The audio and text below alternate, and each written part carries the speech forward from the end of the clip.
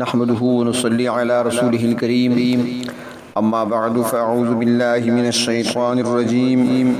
بسم الله الرحمن الرحيم يا أيها الناس كلوا مما في الأرض حلالا طيبا ولا تتبعوا خطوات الشيطان إنه لكم عدو مبين إنما يأمركم بالسوء والفحشاء وأن تقولوا على الله ما لا تعلمون صدق الله مولانا العظيم مولاي صل وسلم دائما ابدا على حبیبک خیر الخلق کلہم۔ آج درس نمبر 113 ہے اور سورۃ البقرہ کی آیت نمبر 168 اور 169۔ ان آیات میں اللہ رب العزت نے تمام لوگوں کو حلال اور پاکیزہ چیزیں کھانے اور شیطان کی پیروی نہ کرنے کا حکم دیتے ہوئے ارشاد فرمایا، یا ایھا الناس، اے لوگو، کلوا مما فی الارض حلالا طیبا، کھاؤ ان چیزوں میں سے جو زمین میں حلال پاکیزہ ہیں، ولا تتبعوا خطوات الشیطان، اور مت چلو شیطان کے قدموں کے پیچھے، انہ لکم عدو مبین، بے شک وہ تمہارے لیے کھلا ہوا دشمن ہے۔ انما یأمرکم بالسوء والفحشاء،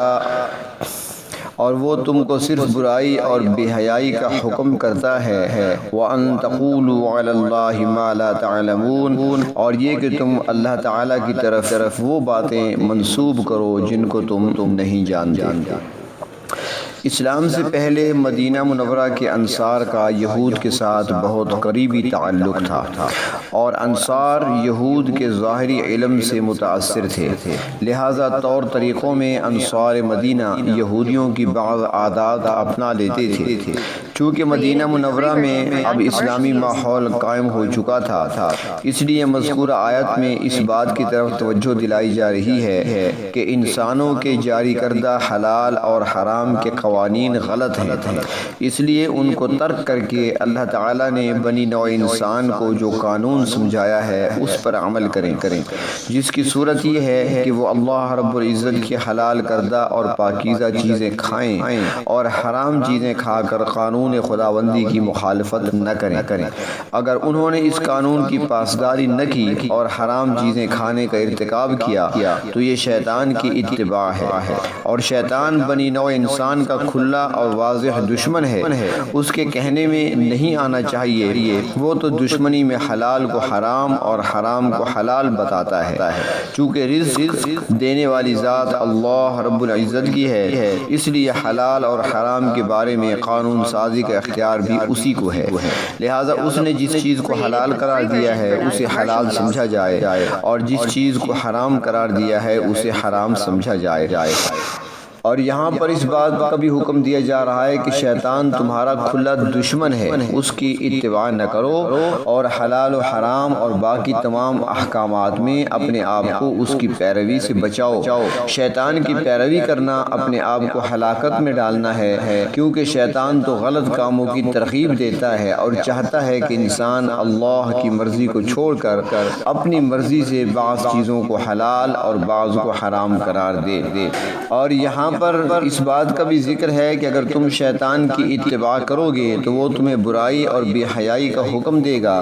شیطان کے حکم کرنے سے مراد دل میں وسوسہ ڈالنا ہے، یعنی وہ تمہیں گناہ کے کام اور بیہودہ باتوں کے کرنے کا حکم دے گا، اور اس بات کا وسوسہ تمہارے دلوں میں ڈالے گا کہ تم اللہ کے بارے میں ایسی بے بنیاد باتیں کہو جو اس کی شان کے مناسب نہیں، مثلاً یہ کہ اللہ تعالیٰ نے بت پرستی کا حکم دیا ہے، یا کسی حلال چیز کے بارے میں یوں کہو کہ اللہ تعالیٰ نے اسے حرام قرار دیا ہے، یا اس کے برعکس حرام چیز کے بارے میں یوں کہو کہ اللہ تعالیٰ نے اسے حلال قرار دیا ہے، جیسے اہل شرک و بدعت اپنی غلط باتوں کو اللہ رب العزت کی طرف منسوب کرتے ہیں، یا جیسے زمانہ جاہلیت میں لوگ جب کوئی بیہودہ کام مثلاً بیت اللہ کا برہنہ ننگے ہو کر طواف کرتے تھے تو وہ کہتے تھے واللہ امرنا بہا، اور سورۃ اعراف کے اندر ہے کہ وہ یہ کہتے تھے کہ اللہ نے ہمیں اس کا حکم دیا ہے، حالانکہ اللہ رب العزت بے حیائی کا حکم ہرگز نہیں دیتے تھے۔ تو ارشاد فرمایا یا ایھا الناس، یہاں پوری انسانیت کو خطاب ہے، اس سے پہلے اہل ایمان کو خطاب تھا، اب پوری انسانیت کو خطاب ہے۔ یا ایھا الناس، اے لوگو، کلوا مما فی الارض حلالا طیبا، اے لوگو زمین کی حلال اور پاکیزہ چیزیں کھاؤ، ولا تتبعوا خطوات الشیطان، اور شیطان کے نقش قدم پر مت چلو، انہ لکم عدو مبین، وہ تمہارا صریح کھلا دشمن ہے۔ دراصل یہاں پر حلال اور پاکیزہ چیزیں کھانے کا حکم دے کر اللہ تعالیٰ نے بنی نوع انسان کو قانون کی پابندی کا درس دیا ہے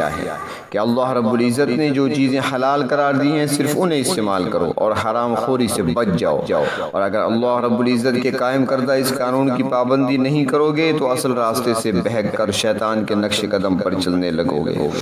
یہاں پر دو لفظ استعمال فرمائے ہیں، حلال اور طیب، یعنی دونوں چیزیں ضروری ہیں۔ مثال کے طور پر سالن بنایا آپ نے، وہ پرانا ہو گیا، اب جب سالن پرانا ہوا وہ حلال تو ہے لیکن طیب نہیں ہے، یعنی جسمانی جسم کے لیے اب وہ ذرا مضر ہے، پرانا ہو گیا ہے، اس میں سے بو آنے لگی ہے۔ اس طرح خلاف شرع کھانے سے کیا ہوگا، یعنی اللہ رب العزت نے ایک چیز سے روکا ہے اور آپ اس سے رکے نہیں، کھانا شروع کر دیا، تو اس سے کیا نقصان ہوگا؟ تو اس سے پہلے حضرت آدم علیہ السلام کا واقعہ گزر چکا ہے کہ جنت سے زمین پر آ گئے۔ تو یا ایھا الناس فرمایا کیونکہ ہم سارے آدم علیہ السلام کی اولاد ہیں، تو ساری اولاد آدم کو مخاطب فرمایا اور بتایا کہ حرام کھانے سے انسان اوپر سے نیچے گر جاتا ہے، لہذا خیال کرو کہ کہیں اوپر سے نیچے کی طرف نہ چلے جاؤ۔ حلال چیز وہ ہے جسے اللہ رب العزت نے اپنے انبیاء علیہ السلام کے ذریعے شرعاً حلال قرار دیا ہے، اور پاکیزہ چیز وہ ہے جو بذات ہی لذیذ بھی ہو، کیونکہ بدبودار چیز کو کوئی شخص کھانا پسند نہیں کرے گا، خواہ شریعت کے نزدیک وہ حلال ہو۔ کسی چیز کی پاکیزگی کے لیے یہ بھی شرط ہے کہ اس کے ساتھ کسی کا حق متعلق نہ ہو۔ اگلی آیات میں حلال و حرام کی حکمت اور اشیاء کی تفصیل بھی آ رہی ہے، مثلا بکری حلال ہے مگر خنزیر حرام ہے، اس طرح اونٹ حلال ہے مگر شیر حرام ہے۔ بکری اور اونٹ وغیرہ کے حلت یعنی ان کے حلال ہونے کے باوجود اس کے ساتھ یہ بھی شرط ہے کہ وہ شرعی طریقے سے ذبح کی گئی ہو، ورنہ ایسی جانور کا گوشت استعمال نہیں کیا جائے گا جو شرعی طریقے پر ذبح نہیں کیا گیا۔ اس سلسلے میں حکم موجود ہے وَلَا تَأْكُلُوا مِمَّا لَمْ يُذْكَرِ اسْمُ اللَّهِ عَلَيْهِ، یعنی جس پر اللہ کا نام نہ لیا گیا ہو اسے مت کھاؤ، وہ حرام ہے۔ اس طرح جس جانور پر غیر اللہ کا نام لیا گیا ہو وہ بھی حرام ہے، مردار بھی حرام ہے۔ تو ایسی چیزوں کا استعمال جسمانی یا روحانی صحت کے لیے مضر ہوگا، نقصان دہ ہوگا۔ وحل لغیر اللہ کی حکمت اگلی آیتوں میں آ رہی ہے، وہاں پر تفصیل ہوگی کہ جو چیز غیر اللہ کے نام پر دی جاتی ہے، خواہ مٹھائی ہو، خواہ وہ پھل ہو، چاول ہو یا گوشت ہو، بظاہر تو ان میں کوئی خرابی نظر نہیں آتی، مگر اس میں روحانی نجاست پائی جاتی ہے جو روح کو پلید کر دیتی ہے، اس لیے ایسی چیز روحانی طور پر مضر اور نقصان دہ ہے۔ ترمذی شریف میں آتا ہے کہ وہ مچھلی جو خود مر کر پانی کے اوپر تیرنے لگتی ہے وہ مکروہ ہے، اس میں حکمت یہ ہے کہ وہ جسمانی صحت کے لیے مضر ہے، جو کھائے گا بیمار ہو جائے گا۔ اور اس طرح سننے میں آیا ہے کہ جو شخص ایسی مچھلی کھا لیتا ہے جو پانی کے اندر مری ہوئی ہے اور تیر رہی ہے، تو فرمایا کہ اس کا جو جسم کا خون ہے وہ سارا پیپ بن جاتا ہے اور وہ چند گھنٹے ہی بندہ زندہ رہ سکتا ہے۔ اور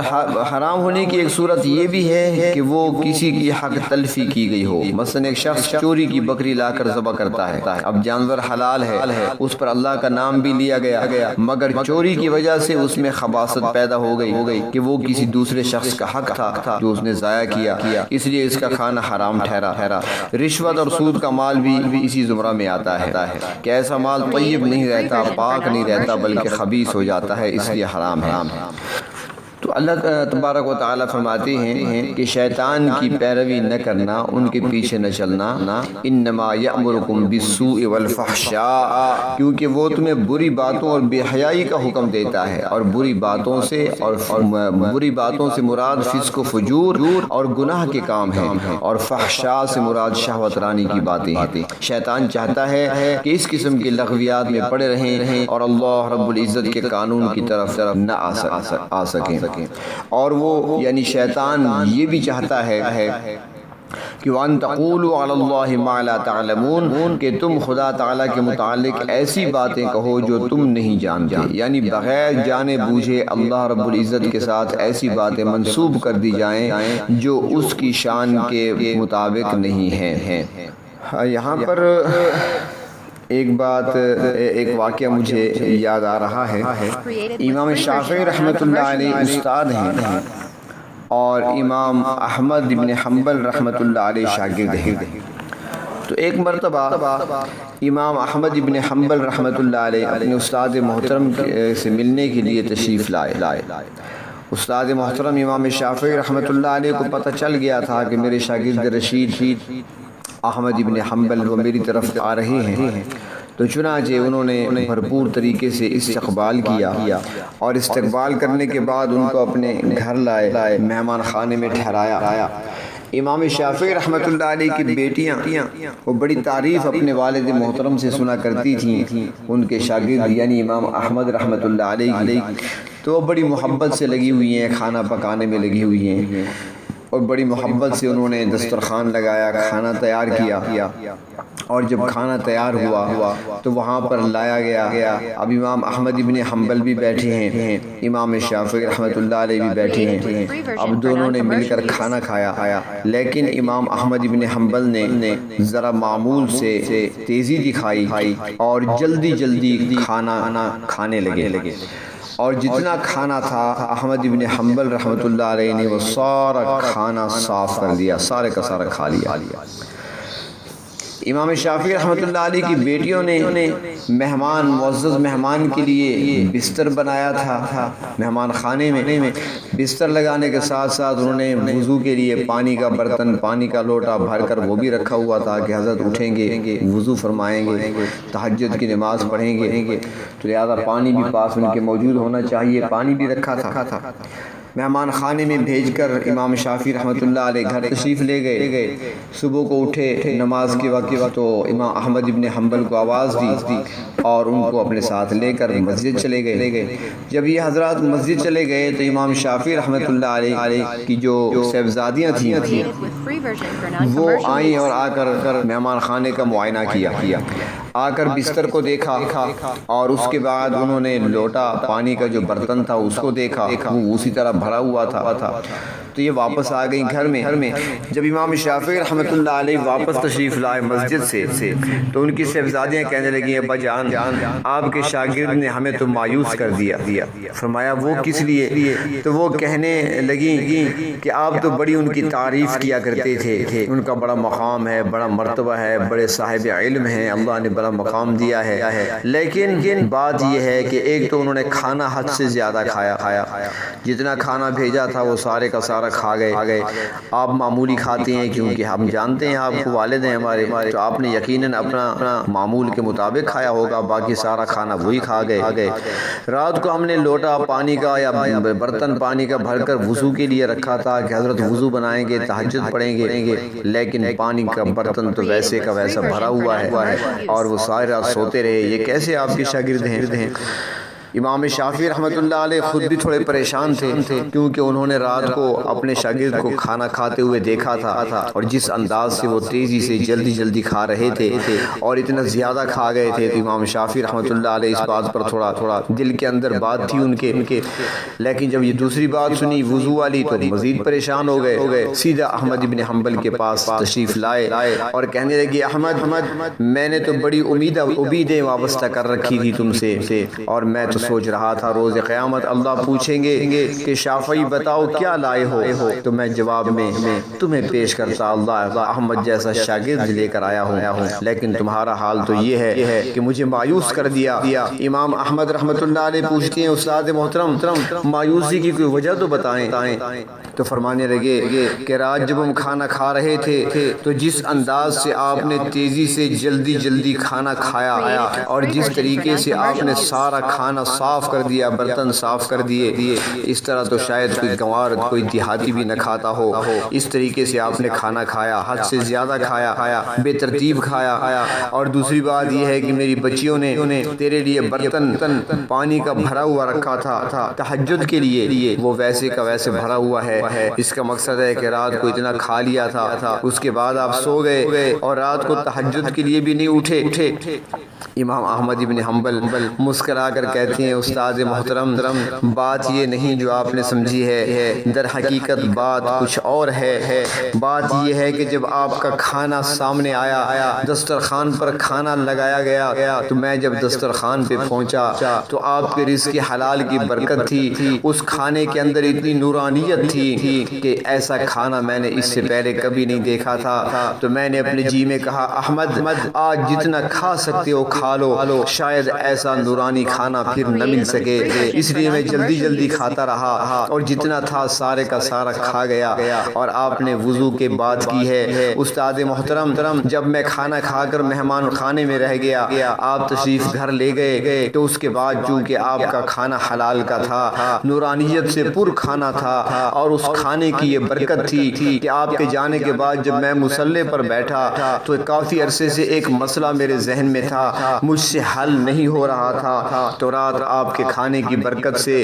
مجھے قرآن کریم کی ایک آیت یاد آئی اور اس میں سے وہ مسئلہ بھی نکل آیا، اور اس کے علاوہ 99 مسائل اور بھی نکل آئے جو میں نے لکھ لیے ہیں۔ 100 مسئلے میں نے قرآن کریم کی ایک آیت سے رات نکالے ہیں، اور رات میں نے مصلی پر گزاری ہے۔ استاد محترم میں جب بستر پہ گیا نہیں ہوں تو میرا وضو ٹوٹا ہی نہیں ہے، مجھے پانی اٹھانے کی وضو کرنے کی ضرورت ہی پیش نہیں آئی، میں نے تو رات کے وضو سے صبح کی نماز بھی پڑھی ہے اور اشراق بھی پڑھی ہے۔